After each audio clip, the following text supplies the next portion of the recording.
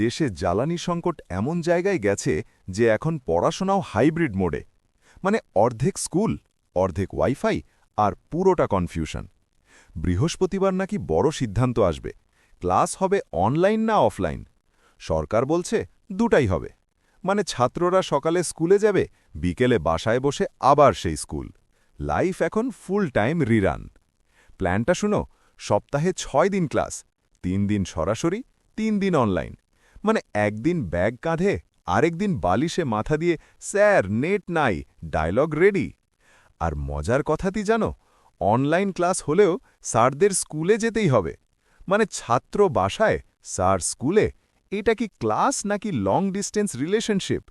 আসলে practical class অবশ্য সরাসরি হবে, কারণ কেমিস্ট্রি এক্সপেরিমেন্ট জুমে করলে শেষে চা বানানোর বদলে বাড়ি উড়িয়ে দেবে কেউ।